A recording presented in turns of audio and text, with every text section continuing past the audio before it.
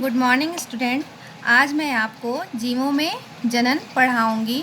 जीवों में जनन क्या होता है और जनन के प्रकार जैसे अलैंगिक जनन और लैंगिक जनन को कल हमने प्रीवियस वीडियो में पढ़ा। अब हमें पढ़ना है अलैंगिक जनन की विधियाँ। तो सबसे पहले हम जानते हैं फिर से कि अलैंगिक जनन होता क्या है।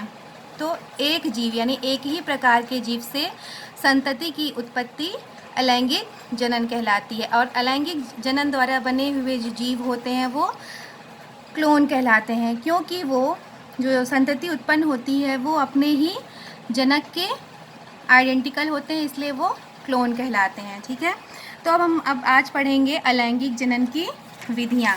तो अलैंगिक जनन की निम्न विधियाँ हैं।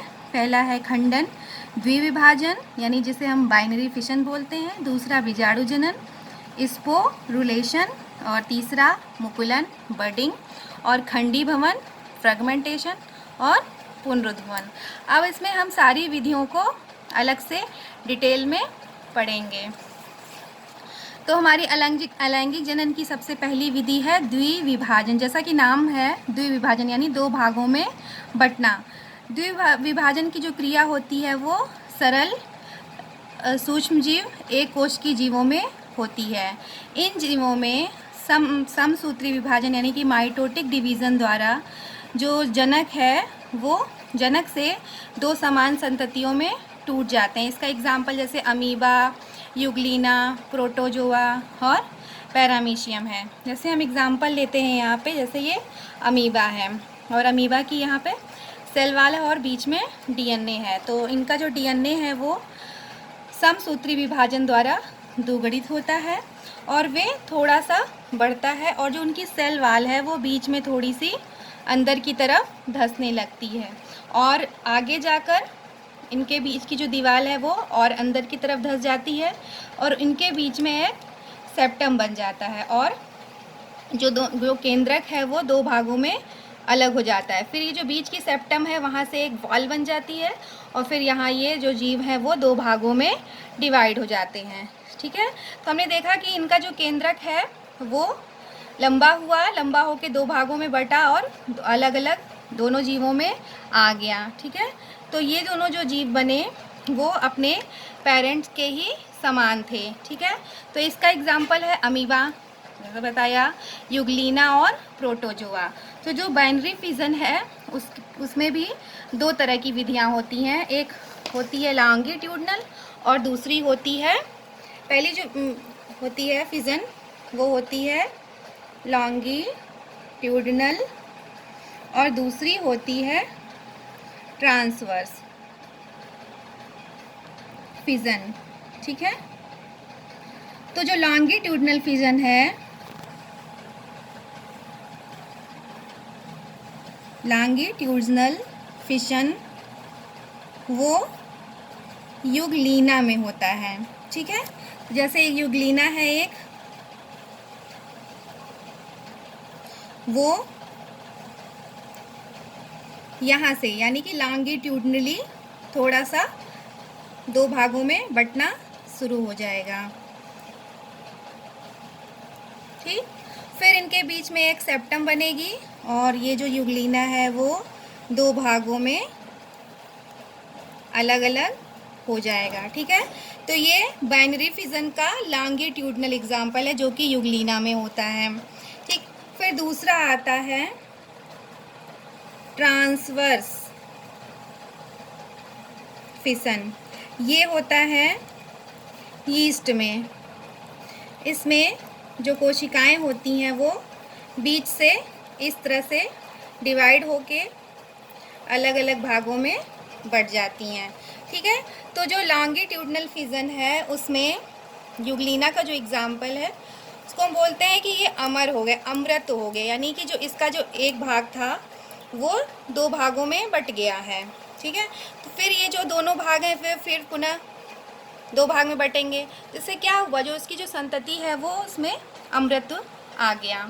ठीक, तो ये तो हुआ आपका द्विविभाजन के बारे में। अब हमारा दूसरा है बीजाणु जनन, स्पोरुलेशन। इस तरह का जनन कुछ सूक्ष्म जीवों जैसे जो जीव होते हैं कवक और शैवालों में होता है। इनमें छोटे छोटे बीजाणु बनते हैं और ये जो बीजाणु हैं वो अनुकूल परिस्थिति आने पर दूर जाकर कहीं गिरते हैं, फिर वहीं से अंकुरित होकर एक नई संतान को बनाते हैं। जैसे हमने एक कवक का एग्जाम्पल लिया, पेनिसिलियम। पेनिसिलियम में क्या होता है, ये छोटे छोटे स्पोर्स बनते हैं, फिर ये स्पोर्स संतति से अलग हो जाते हैं और ये जब अनुकूल परिस्थिति आती है तो वो किसी सतह से या जो कोई सरफेस होता है वहाँ पर उगकर फिर एक नए संतति के रूप में उत्पन्न करते हैं। तो हम बीजाणु जनन को क्या कहेंगे कि जीव बीजाणु उत्पन्न करते हैं। इसमें जो जीव होते हैं वो बीजाणु उत्पन्न करते हैं और बीजाणु अंकुरित होकर नया संतान बनाता है। ठीक है, तो इसका एग्जाम्पल था पेनिसिलियम। फिर स्पोर बनने के बाद उनका प्रकीर्णन होता है तथा नए पौधे या जीवों का अंकुरण द्वारा निर्माण होता है। ठीक है, हमारा तीसरा एग्जाम्पल है, इसका तीसरी विधि है मुकुलन यानी कि बडिंग। मुकुल यानी मुकुल का मतलब क्या होता है कि छोटा सा कोई पार्ट उभर आना। तो मुकुल को हम कहते हैं कि मातृ या जनक के शरीर से मुकुल बनता है। मातृ या जो जनक होता है उनके ही शरीर से मुकुल बनता है और मुकुल जनक के शरीर से अलग होकर नया संतान बनाते हैं। इसका एग्जाम्पल भी है यीस्ट और हाइड्रा। हाइड्रा क्या है, एक जलीय प्राणी है। तो ये क्या है, हाइड्रा का स्ट्रक्चर है। इसमें छोटे छोटे टेंटिकल्स होते हैं। फिर एक समय के बाद इसके कुछ भागों में उभार आना शुरू हो जाता है और वो उभार धीरे धीरे समय के साथ और बड़े होते हैं और उसको हम मुकुल या बड कहते हैं। फिर ये जो बड हैं वो पूरी तरह से और आगे विकसित होते हैं। फिर वो अपनी मातृ से या जनक से अलग हो जाते हैं और किसी सतह पर जाके एक नए जीव के रूप में बनते हैं। ठीक, तो ये था बडिंग या मुकुलन। फिर हमारा चौथा विधि है खंडी भवन, फ्रेगमेंटेशन। जैसा कि नाम से है फ्रेगमेंटेशन यानी कि टुकड़ों में बंटना। तो ये फ्रेगमेंटेशन की क्रिया को हम क्या कहते हैं, खंड में टूटना। इसका एग्जाम्पल है स्पाइरोगायरा और यूलोथ्रिक्स।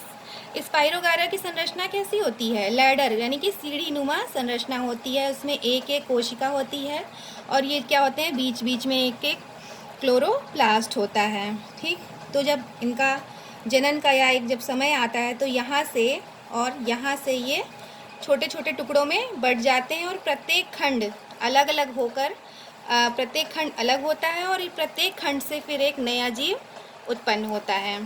ठीक, तो इसको हम कह सकते हैं कि इस विधि में बहुकोशिकीय जनक पौधे का शरीर 2 या 2 से अधिक टुकड़ों में टूट जाता है और प्रत्येक टुकड़ा पुनरुद्भवन द्वारा नई वयस्क संतति में विकसित हो जाता है।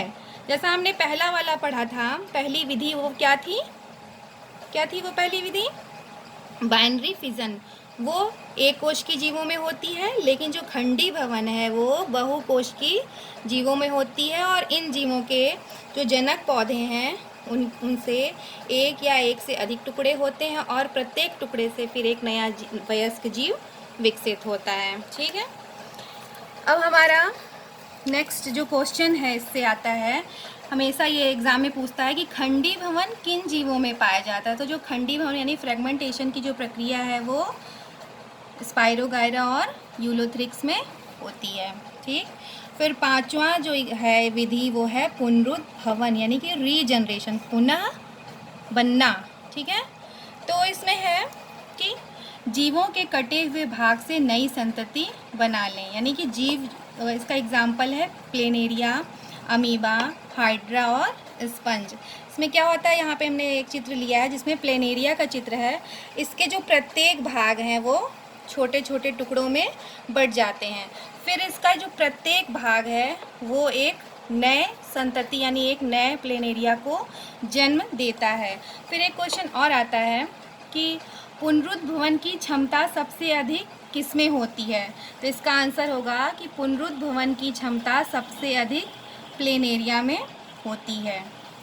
ठीक है, अब क्वेश्चन जो आपके लिए इम्पॉर्टेंट है वो पहला है कि द्विविभाजन किन जीवों में होता है, द्विविभाजन किन जीवों में होता है, और दूसरा है मुकुल से जनन किन जीवों में होता है। तो द्विविभाजन हमने किस में पढ़ा है? द्विविभाजन जो होता है वो अमीबा में, पैरामीशियम में और यूग्लिना में होता है। ठीक। और दूसरा है मुकुल से जनन किन जीवों में होता है? तो मुकुल यानी बडिंग से जो जनन है वो हाइड्रा में होता है। ठीक। तो ये तो हुआ जो जीवों में जनन। अब पौधों में भी कुछ जनन होते हैं। पौधे में अलैंगिक जनन को हम कायिक या वर्धी जनन कहते हैं। इसको हम इंग्लिश में वेजिटेटिव प्रोपेगेशन कहते हैं। ठीक है। तो इसको हम अब नेक्स्ट वीडियो में पौधों में अलैंगिक जनन या वेजिटेटिव प्रोपेगेशन को पढ़ेंगे। ठीक है। Okay, thank you.